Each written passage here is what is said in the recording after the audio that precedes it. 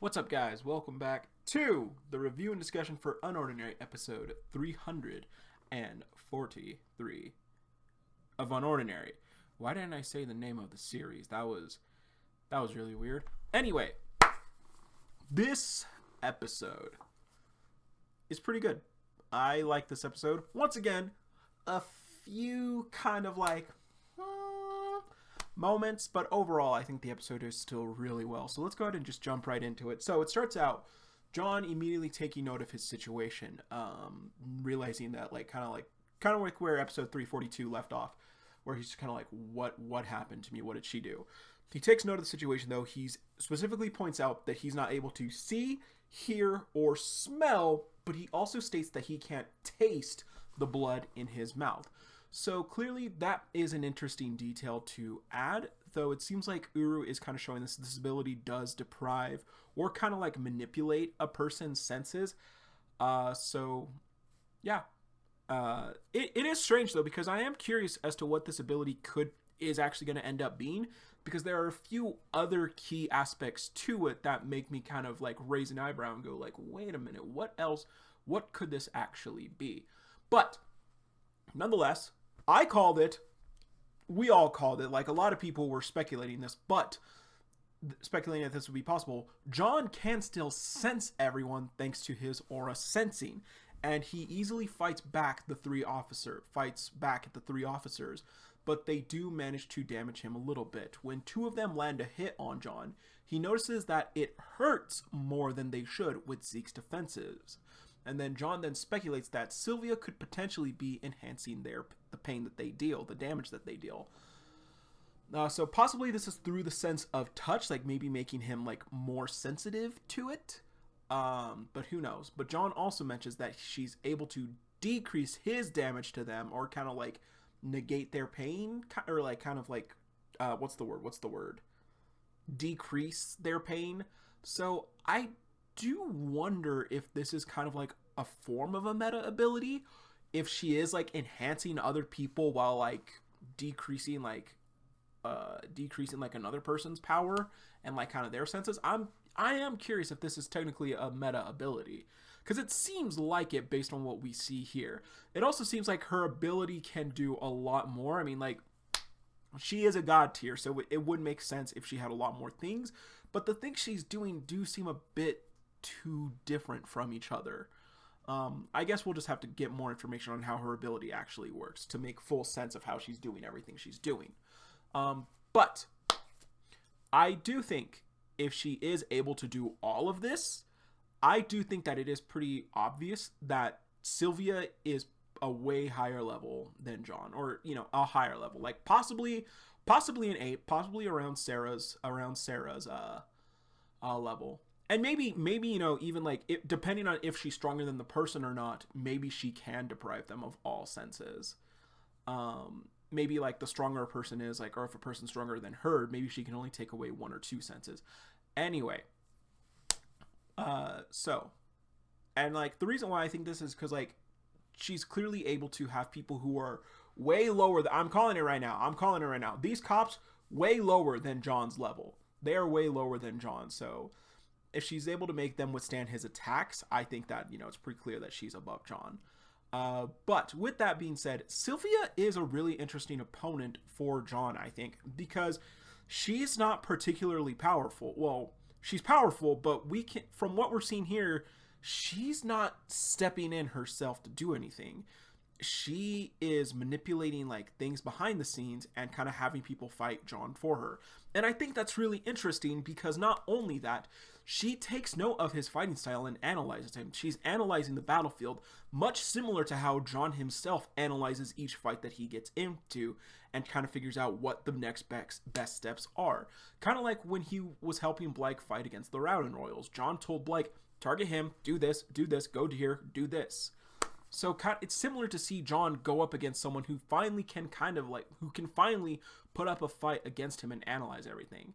Now, I would assume, honestly, if this were Vaughn against John, I think Vaughn would have a similar kind of like read.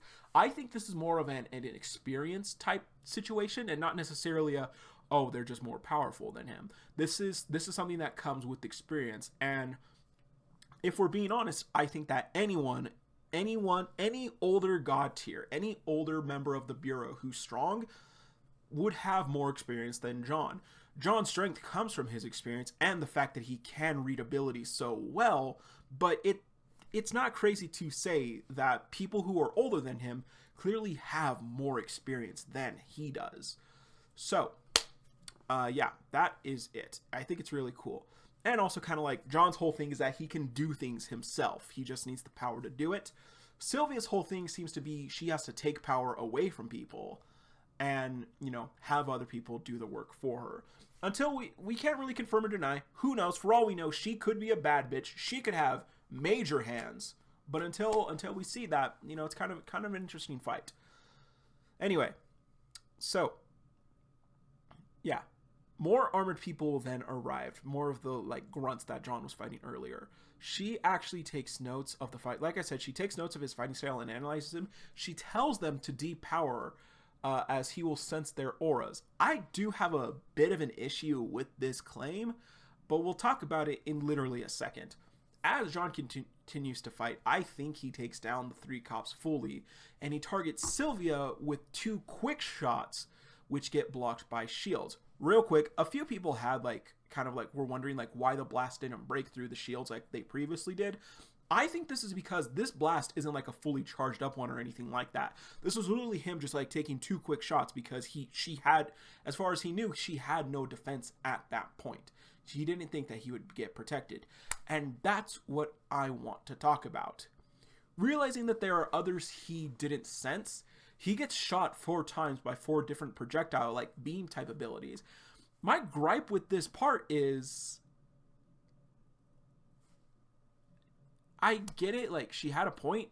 He's not able to sense them if they have their abilities activated, but they are activating their abilities. So why isn't he getting a glimpse? If people around him are activating their abilities, why isn't he wait a minute, there are more people around me. Crap. Why isn't he even getting glimpses of that? Some people have theorized that they may be out of range. And that's a totally fair point. But this battlefield isn't that big. They're in a school hallway still.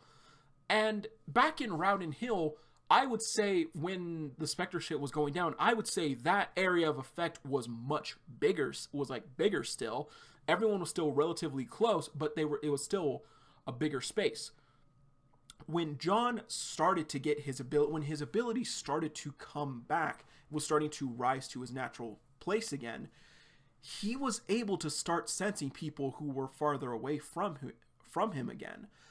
And even before that, back in episode 154, he wasn't able to get a read on Blyke and Ison's ability. He wasn't able to take their abilities from the distance they were at, but he was able to dodge a beam from Blyke that came from behind his back.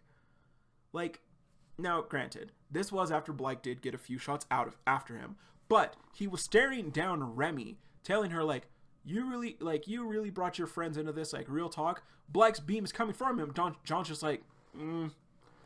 So I think it's really weird. I think it's really weird that Uru would specifically say, deactivate your abilities, he can sense you, and for the most part, it seems like they are only using their abilities when necessary. But it just feels really weird that when their abilities are getting activated, John's thing isn't just going wait a minute, there are more people around me. So yeah, I think that's strange. I'm sure that there's going to be some form of explanation for this, but it felt a little bit weird to be reading, honestly, and thinking about it more, even after rereads. The situation is still tough for John. I do wonder if he's probably gonna send a major electro wave around him just to get a major electro charge. Because we've seen Remy do similar things with that before, just kind of and everyone being we've seen that in this very moment, Or will he go down? I'm honestly not sure, because this is definitely also still a possibility. So we're gonna have to wait and see how things really play out on John's side before we end here. Anyway, so after that, we head back to the quartet as Farah is getting back up. Arlo contemplates the possibility of him still being at the bureau. If there are no witnesses? Yeah. So he tells the trio that if they want to get out unscathed, he says that they may have to do the worst thing. Clearly, we at home know that is, they may have to consider that they need to start taking lives to get out of things. Black and Ison are somewhat thrown off by this. They're kind of like, what do you mean by that? Like, what are you talking about? But Remy thinks on it. And on what Farah had told her, going back to the whole thing, like, hey, if you killed people for good, would that make you a murderer, or would you be a savior? And Remy even says that they have to make it out at all costs. This shocks Blake and Ison, and this is interesting. And I know that it seems like I beat it like a dead horse, but reading this episode made me think of something. Does Remy have no regard for life? Does she have no regard for taking a life? Is Remy the one that we're going to see go down the path of murder, of like going down that path? Because it seems like she's not against this it seems like she's not against this. She does hesitate a little bit. She does say, like, she does kind of like, well, we may have to do it. And yeah, and it does seem like she's on board with Arlo's plan. And if you pair this with the fact that she has never thought about Alana, again, a woman she got killed, it does raise the question if it is Remy who will be the one who's really willing to do anything for her. Because if we're being honest, that's a very interesting choice for her, because it's a bit in line with her character. Remy has always been the kind of person to do anything to reach their goal. She risked everything. She got her friends involved in a fight she knew they wouldn't win, all for the hope and chance to demask John in front of the school. She fought tooth and nail for the safe house and everything. We've seen countless times Remy is willing to go to extreme lengths to get what she wants. We've seen her, like, when it came to, like, informing the school of Spectre, we've seen her tell students, like, straight to their face, hey, you might die. Be careful out there. It's really interesting. It's really interesting because if we look at it, it does seem like Remy is the kind of character who doesn't necessarily have a care for human life. So, yeah. Honestly, looking at it now, it does kind of make sense for Remy more than anyone, especially with how intense her rage can be. We've seen Remy get pissed a few times. We have seen Remy flock into things because of how much she was absorbed with anger. So, yeah, if Remy is the person who goes down the path and says, we have to do whatever it takes to change the world, that'd be really interesting. Because looking at this now, I don't know if Remy can come back from being a murderer. I don't know if she'd be able to stop herself the next time. So yeah. That's that. Arlo looks at Farah's abilities next. So she gets back up again, and she gets back up, and Arlo's starting to realize that she has no defense. She has flame claws, speed, sleep, and regeneration. And Arlo's just like, she most likely has no defense, and he tells them that they're going to have to overwhelm her with attacks since the hallway is too narrow for her to avoid everything. They need to unleash an onslaught of attacks on her. Farah then charges at them. She's finally using lightning for an attack, and this does make me think, why didn't, like, the electro strands that were getting, like, jolted out earlier affect Blake? But that's honestly not important. Blake leads off the attacks by shooting at her, which she dodges. And she goes for, like, unleashing lightning at them again. Remy once again absorbs the lightning, similar to what she did with Byron and tried to do against John, as they continue to work to overwhelm her. Blyke eventually does get a shot at her legs, which she goes down. She has to like kneel down for that, as Remy follows up with a shock down on her, kind of just like slamming her, as we see that does a lot of damage to her. Arlo then follows up with a barrier wave, slamming her into the wall again, and we see him send out another one and another one. And we see that as we see him doing this, we can see that he's sending them, he's furious, he's angry, he's pissed off. A fury in his eyes that we haven't seen like this in a while. She falls to the floor unconscious, and Ison points out that her heartbeat is faint, but she's still alive. Ison even asks if they're really going to go through with killing her. And Arlo says that it's okay because he'll be the one to do it. This decision is not as easy as Arlo thought it would be. We see him think on it a little bit as he tries to do it. He raises his hand ready to end it, but he thinks on the fact that he'll be hiding within the Bureau after taking her life, and wonders how that would separate him from Ember. I already had that conversation in a previous review and discussion.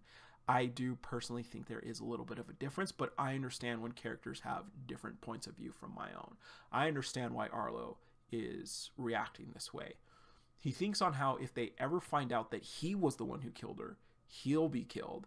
But if he lets her just get back up and report everything, he still doesn't have a future anywhere. So, yeah, it's interesting. It's interesting because we'll talk about this. We'll talk about this in a bit. So he finally hesitates, and he flat out says that he can't do it. And Remy stops him. She tells him not to force himself, and she tells him that they have to move fast and get John and get out altogether. She even invites him to join them at the hideout. She tells Arlo, hey, if you don't have a place to go, you got a place with us. And she tells Arlo that he'll be okay. Just like what Cassandra told him during their conversation at his apartment. I really love this scene. I do love this scene. Depending on what though I think certain things could happen next, I still love this scene. Because everyone has kind of been at odds with Arlo for a bit now. Everyone has kind of looked at Arlo like, are you really going to join the Bureau? Like, what's the matter with you? Remy was furious that he was joining the Bureau. She was livid that he would ever even consider working for the people who killed her brother. But even through all this, and knowing that what he's been doing for them within the Bureau, she goes to tell... I'll say it. I've been against this idea for a while that Arlo and Remy are friends. They're more so just friendly allies. But Remy tells her friend that he's going to be okay because they have his back. And I love it. It's reminiscent of what her and Blyke told Ison, and I really like it. I am curious, though, if he actually will go. We don't see a smile on Arlo's face. We don't see like him looking back at everyone like hopeful. We see him looking back still confused. We see him just silent and just kind of like not saying anything. Vigilantism is strictly against Arlo's code, in my opinion, because Valerie was right. Valerie was right when she told Arlo he's worked his whole life to get into the Bureau. This is something that he has fought that he has been working his whole life to be to, because he thought the Bureau was a place of good. He thought the Bureau was doing everything they could for the betterment of society. So I am curious if he can give it up so easily and go on the run. I am wondering if he is going to be able to say like, okay, let's go. Or if he will still just say like, you guys go ahead, I have to deal with my consequences. it's also interesting because, like I said, Remy is the person to tell Arlo, don't force yourself to do this. Just come with us. But like I said, Remy wasn't as hesitant as the other. So I am wondering if they go to get John, but Remy stays back for a quick second. It's just like, die, bitch. Who knows? Who knows?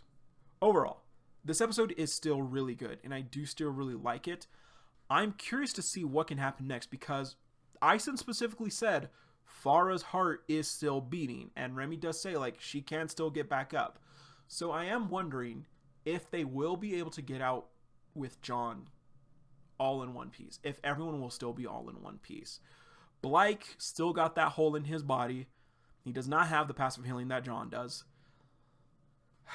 Farah is not fully down for the count. She's not dead yet. They still have work to do. So I do still think, can everyone really get out of this alive? Strangely enough, Ison still fine, still relatively fine, still pretty good. But I'm curious. I'm curious to see where we go from here. I imagine if they find John, Arlo puts a barrier around him. I feel like that would negate that. I feel like that would probably weaken Sylvia's effect on John. Who knows? Who knows? Anyway, let me know what you guys think down below in the comments. Overall, I would give this episode a level 9. I think it's still really good. And despite the few gripes that I do have with it, I do still think it's a really good episode, and I still like a lot of the conversations that happen in this episode. So, episode 344 is out today when you guys are seeing this. So we'll be back tonight for more UnOrdinary. But as always, everyone, see you, Space Cowboy.